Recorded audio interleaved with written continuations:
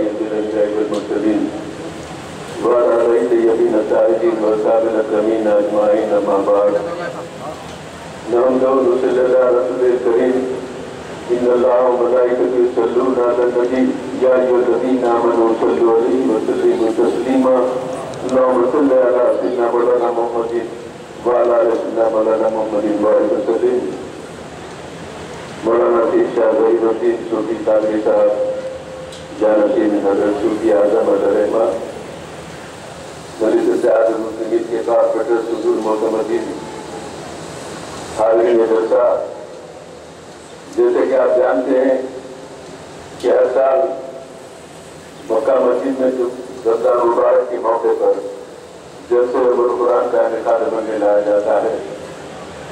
پہلا اور آخری جمعہ مکہ مسجد میں، دوسرا جمعہ مسجد چوک میں، تیسرا مسجد میرے منور پر سرگٹی میں۔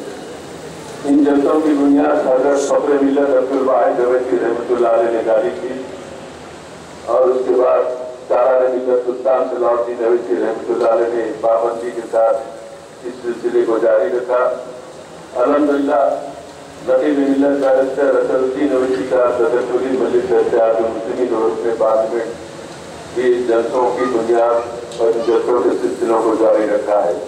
ان جلسوں کا مقصد ہوتا ہے کہ رمضان مبارک کی فضیلت عظمت، قرآن کی افادیت، قرآن کی عظمت اور رمضان سے متعلق تمام عنوانات پر سیر حاصل تقاریر کے ذریعے عامة المسلمین کو یہ سمجھایا جائے کہ یہ مقدس مہینہ ہمارے حق میں اللہ کا ایک انعام ہے۔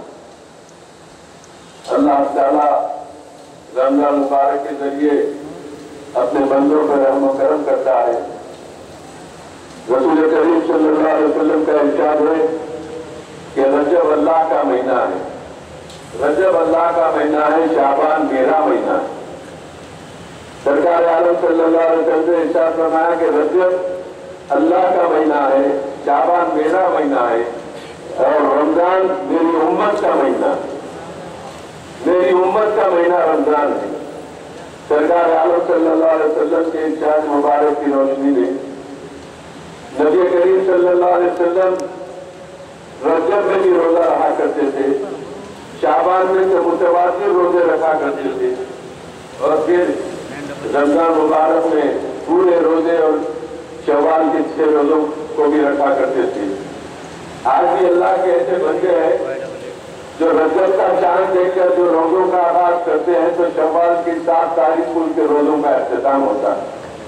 آج دنیا ایسے نیک بندوں سے خالی نہیں ہے، کوئی شہر کوئی بستی ایسے بندوں سے خالی نہیں ہے، اللہ کے بندے ایسے بھی ہیں جو رجب سے شوال کے 7 روزوں تک مسلسل عید الفطر کے دن ان کا ایک روزہ چھوٹتا ہے۔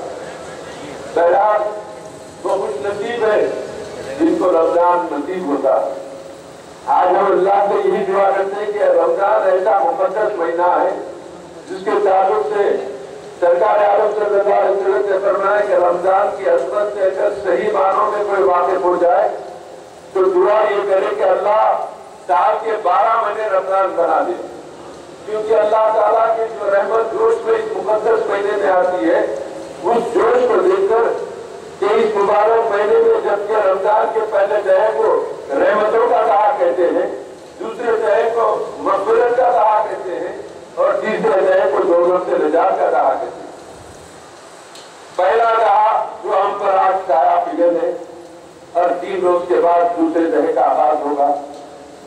اللہ تعالیٰ نے اپنے بندوں کے انعامات اور اکرامات کا اعلان فرمایا اور پھر عام دنوں کی عبادتوں کا درجہ ایک طرف، رمضان مبارک کی عبادتوں کا درجہ ایک طرف۔ اس مقدس مہینے میں اللہ کی رحمت اتنی جوش میں آتی ہے کہ بندے کی ایک ایک عبادت کو 70 گنا اجر و ثواب سے سرفراز فرماتے ہیں۔ اور پھر رمضان مبارک میں جہاں پر ہم کو روزوں کا حکم ملا، اللہ کی تمام عبادتوں میں روزہ ایک ایسی عبادت ہے جو اللہ ارشاد فرماتا ہے کہ بندہ میرے لیے روزہ رکھتا ہے میں اس کی جزا۔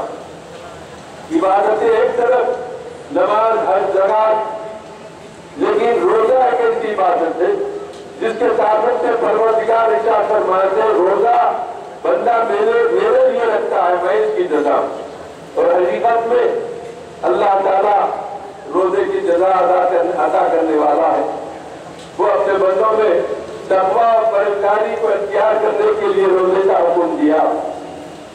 آپ دیکھیے عام دنوں میں ہمارے بھائیوں کے چہروں کو دیکھیے، اس مبارک مہینے میں دیکھیے جہاں اللہ کا نور چہرے سے ٹپکتا ہے ایک مہینے کی عبادت سے، 12 مہینے اگر یہی عبادتوں کو جاری رکھے تو نور والے آقا کی نور والی امت بن جائے گی، ہر ایک کا چہرہ چمکتے رہے گا۔ صرف ایک مہینے کا یہ عالم ہے کہ عبادتوں کے ذریعے، روزوں کے ذریعے چہروں پر ایک قسم کا نور آ جاتا ہے مسلمانوں، اور اللہ فرماتا ہے کہ بندہ میری لیے روزہ رکھتا ہے، روزے کے ذریعے اللہ کا قرب بندے کو حاصل ہوتا ہے، اور عبادتوں کے ذریعے تقویٰ اختیار کیا جاتا ہے، لوگوں میں تقویٰ پیدا ہوتا ہے۔ نماز، تراویح، تلاوت قرآن، ہر ایک کا حکم اللہ نے فرمایا کہ اس مہینے میں، اس مقدس مہینے میں ہر ایک تلاوت قرآن کا بھی اجر و ثواب میں 60 گنا اضافہ فرماتا ہے۔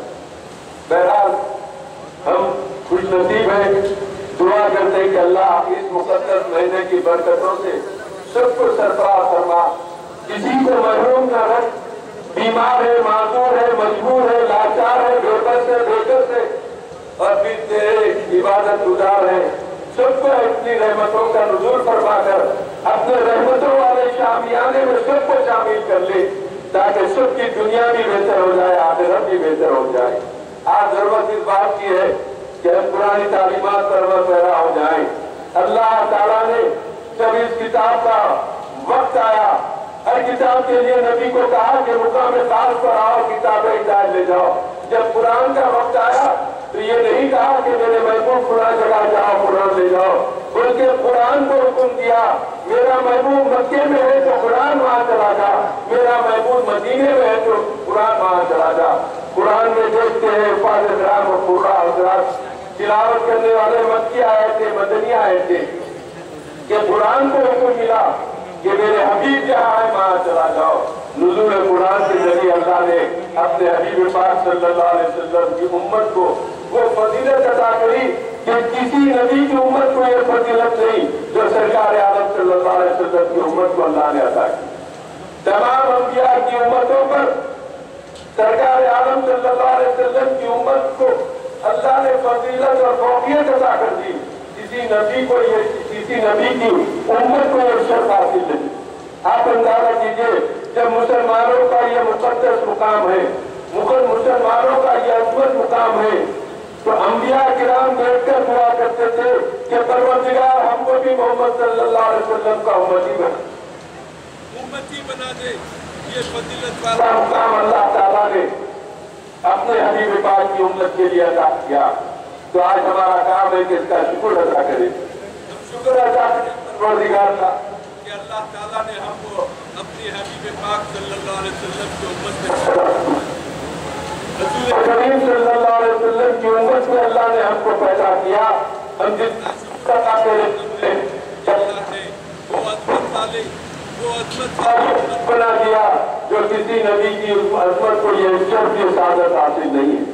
میں آپ سے یہی عرض کرتے ہوئے رخصت ہوتا ہوں کہ اللہ تعالیٰ سے دعا کیجیے، اپنے لیے دعا کیجیے، اپنے احباب اور اپنے رشتے داروں کے لیے، اپنے بھائیوں کے لیے، اپنے وطن کے لیے، عالم اسلام کے تمام مسلمانوں کے لیے۔